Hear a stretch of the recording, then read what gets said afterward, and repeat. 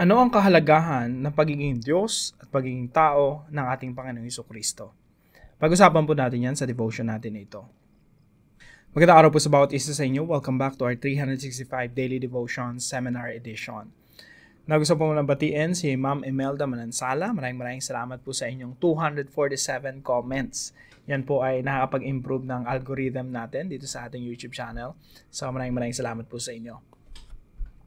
Now, yung topic po natin ngayon ay hypostatic union. Hypostatic union. Ano yan? Simulan po natin sa concept. Ano po yung concept ng hypostatic union? The hypostatic union is the mystery and majesty of Christ, being fully God and fully man in one person.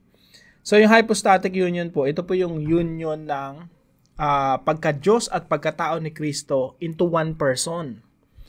So, napakalaga po na malaman natin na ang ating Panginoong Jesucristo ay walang dual personality na para bang dalawang katauhan. Meron lang pong one person. There's only one person in the person of the Lord Jesus Christ. So, He is fully God and fully man in one person. Napakalaga po nitong term na to. Pakinggan po natin mabuti. Without confusion, change, division, or separation. So, si Jesus Christ po, hindi po yung Diyos sumanib sa tao. Hindi po ganun yon. Hindi po yan si Jesus Christ na pwedeng hatiin, i-divide o i-separate. Kagaya po ng unang may mga maniniwala po, kumbaga maling katuruan na lumalaganap sa panahon ng New Testament na yung Diyos sumanib kay Jesus. Nung namatay si Jesus sa krus, umalis yung Diyos at iniwan si Jesus doon sa krus. So parang magkaiba si Christ tsaka si Jesus, no? May mga ganong katuruan na mali. Actually, yung katuruan na yun tinatawag na Antikristo. Ibig sabihin, nagtuturo ng ibang Kristo. Laban sa tunay na Kristo.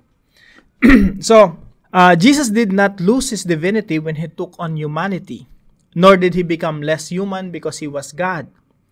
In one glorious person, the fullness of God and man dwell together. This union makes Jesus our perfect mediator, able to represent God to us and us to God. He understands our weakness, yet He has the power to save.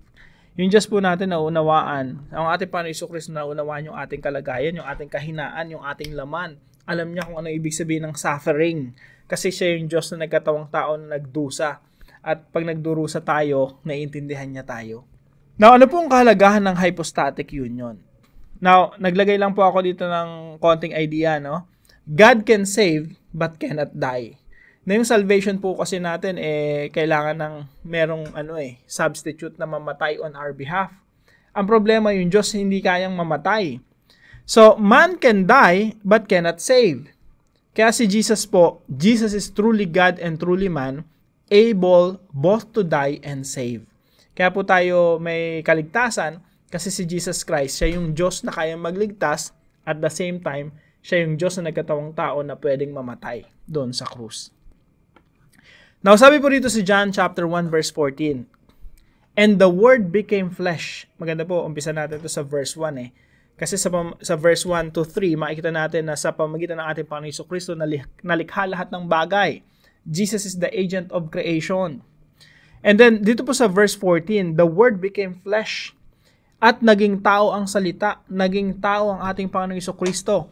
At sabi po ni Juan, at tumahang kasama namin at nakita namin ang kanyang kaluwalhatian gaya ng satanging anak ng Ama. Puspos ng biyaya at katotohanan. Now, ito po ang ating teaching ngayong araw. Number 1, Jesus Christ must die by becoming human. Again, si Jesus Christ, nung sabi nga doon sa Philippians sa pinag-aralan natin kahapon, no? Siya ay Diyos, who though He was in the form God, did not count equality with God a thing to be grasped. Siya ay Diyos. Yung Diyos hindi pwedeng mamatay. Kaya ang ating Panginoong Jesucristo kailangan niyang magkatawang tao. Sabi dito, but emptied Himself by taking the form of a servant, being born in the likeness of man. Kundi hinubaran niya ang kanyang sarili at kinuha ang anyong alipin na naging katulad ng tao. Naging masunurin siya hanggang sa kamatayan doon sa krus. So Jesus Christ must die by becoming human. Dahil nagkatawang tao ang Panginoong Jesucristo, pwede na siyang mamatay doon sa krus. bilang substitute natin. Ibig sabihin, ang kaparusahan na tayong dapat tumanggap, nailipat na sa Panginoong Jesucristo. Siya na yung pinarusahan upang tayo ay magkaroon ng kaligtasan.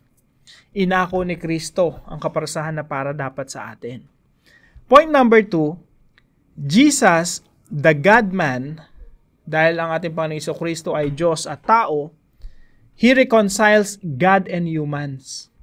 Isipin niyo pong mabuti sa krus ng Kalbaryo nung inunat ng ating Panginoong Jesucristo yung kanyang mga kamay. Isipin niyo po yung sa kabila po nun, yung Diyos Ama. Yung sa kabilang kamay ng ating Panginoong Jesucristo, yung mga tao na nanampalataya sa Panginoong Jesucristo. Pinagkasundo ng Panginoong Jesucristo yung Diyos at ang tao sa pamamagitan niya na Diyos at tao. Sabi po rito sa 2 Corinthians chapter 5 verse 18 and 19. Tingnan niyo po yung salitang reconciliation.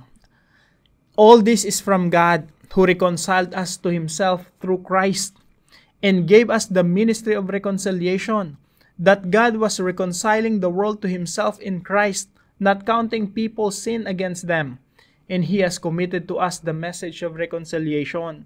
Sa Tagalog po, lahat ng ito ay mula sa Diyos na tayo'y pinagkasundo niya sa kanyang sarili sa pamamagitan ni Kristo at ibinigay niya sa amin ang ministeryo ng pakikipagkasundo. Sa makatuwid kay Kristo ay pinagkasundo ng Diyos ang sanlibutan at ang kanyang sarili na hindi ibinibilang sa kanila ang kanilang mga kasalanan. Mga kapatid, kay Kristo, lahat ng kasalanan mo, binura na, hindi na ibinilang laban sa iyo. At sabi dito, hindi ibinilang sa kanila ang kanilang mga kasalanan at pinagkatiwala sa amin ang salita ng pakikipagkasundo. Ibig sabihin, ang ating Panginoong Jesucristo, He is God-man, nireconcile niya yung God and humans. Sa pamamagitan ng Panginoong Jesucristo, merong reconciliation na ipanumbalik na yung relasyon ng tao at ng Diyos. Dito sa Romans chapter 5 verse 10. For if we were God's enemies, sa mga kaaway tayo ng Diyos dati, we were reconciled to Him, na ipagkasundo na tayo sa Diyos through the death of His Son, sa pamamagitan ng kamatayan ng Panginoong Jesucristo doon sa krus.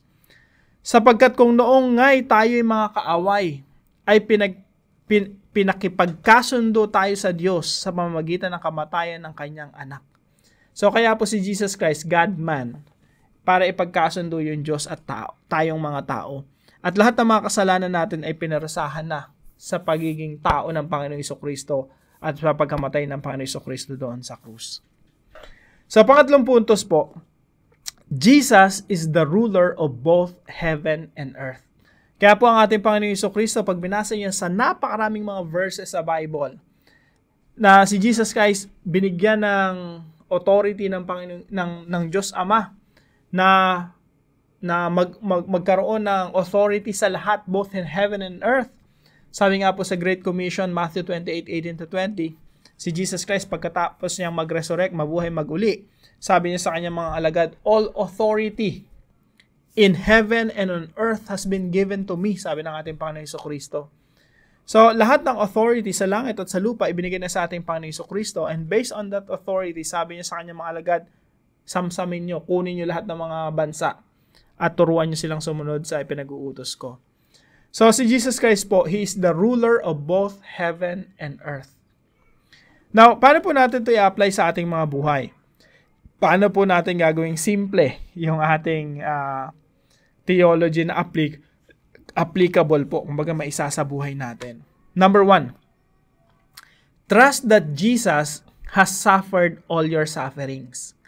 Dahil ang ating Panginoong Jesucristo, Diyos at tao, pwede natin siyang pagtiwalaan na naiintindihan niya tayo.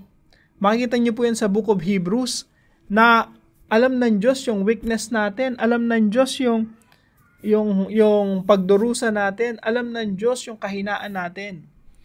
Kaya mga kapatid, kung nauunawa natin si Jesus Christ, nag-suffer, nagdusa, namatay doon sa krus ng Kalbaryo, hindi na tayo magrereklamo pa.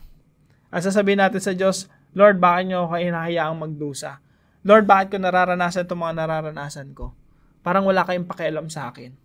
Pero sasabihin ng Panginoong Jesucristo, I know what you feel. I know what you're going through. In fact, si Jesus Christ, mas mahirap pa yung dinanas para iligtas tayo. Kaya mga kapatid, tayo wala tayong reklamo dapat eh. And as you mature in the faith, habang nagmamature ka, habang lumalago ka sa pananampalataya, mas makikita mo na, Lord, wala pala akong karapatang magreklamo sa mga pagdurusa ko, sa mga problema ko sa buhay. Ikaw nga, Diyos na nagkatawang tao nagdusa. Hindi mo naman kailangan magdusa, pero nagdusa ka dahil sa iyong pag-ibig sa akin. Bakit pa ako magrereklamo? Habang lumalago ka sa pananampalataya, mas nababawasan yung pagrereklamo mo sa buhay. Mas nakikita mo yung sakripisyo ng Panginoong Jesucristo at mas mai-inlove ka sa Kanya at mas magugustuhin mo na sumunod sa Panginoong Jesucristo. So trust that Jesus has suffered all your sufferings. Pangalawa po, believe that Jesus can save you to the uttermost. Dahil ang ating Panginoong Jesucristo, Diyos na nagkatawang tao, based on that, He can save you to the uttermost. Ibig sabihin, yung kalubusan ng pagliligtas, kayang gawin ng ating Panginoong Jesucristo. Sabi po sa Hebrews chapter 7, therefore, dahil ang ating Panginoong Jesucristo, siya ay Diyos na nagkatawang tao, and He is our high priest. Ibig sabihin, nire-represent tayo ng ating Panginoong Jesucristo sa Diyos Ama, sa harapan ng Diyos Ama. Kaya sabi dito, therefore, He is able to save completely to the uttermost sa ibang translation. Tingnan nga po natin dito. Or nakalagay dito, forever to the uttermost. Ibig sabihin, yung kalubusan ng pagliligtas, Jesus is able to do that.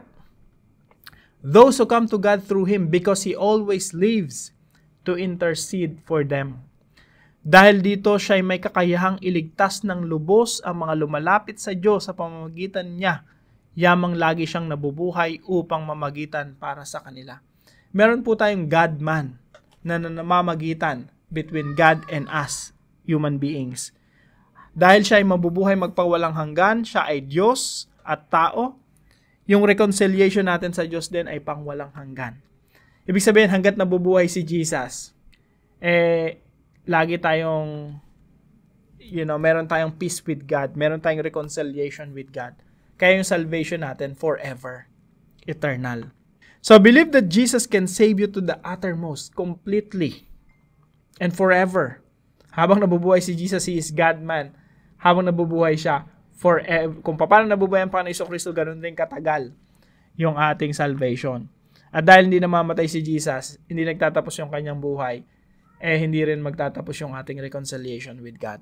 Number 3, surrender all to Jesus. Kaya mga kapatid, hindi ko alam kung yung mga sitwasyon natin ngayon, no? Pero kung ito ay shinare sa iyo ng kaibigan mo o kakilala mo, itong devotion natin na ito, nakita mo na si Jesus, God-man, niligtas niya tayo sa pamamagitan ng kanyang kamatayan at muling pagkabuhay. Now is the time to surrender all to Jesus. Yung buong buhay natin, ibigay natin sa Panginoon, isuko natin sa Kanya. Huwag nating hayaan na matapos tong devotion natin na ito na yung buhay mo, gusto mo pa rin gusto mo pa rin hawakan, gusto mo pa rin pagharian. Remember this, when Jesus Christ comes into your life, He will become the Lord of your life.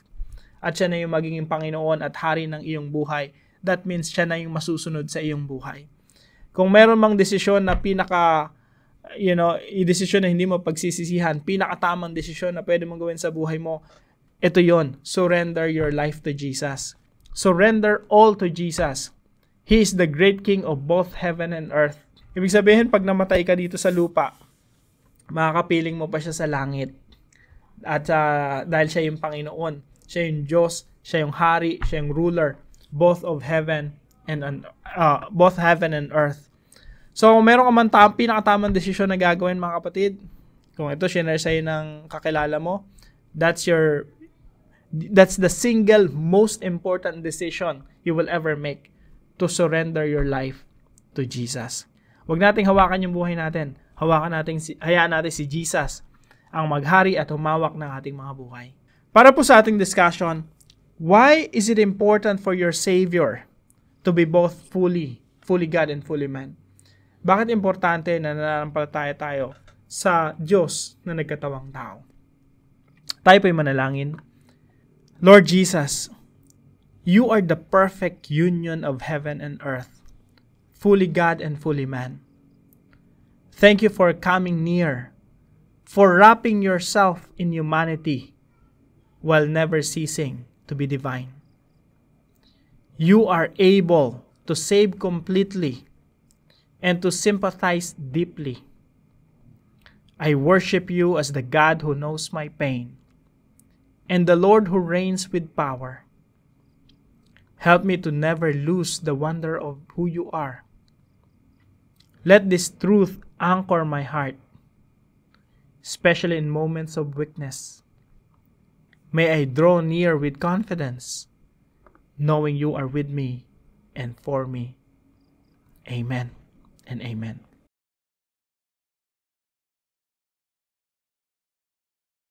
Kung kayo po ay may natutunan sa devotion natin na ito, ipalam niyo lang po sa comment section right below this video.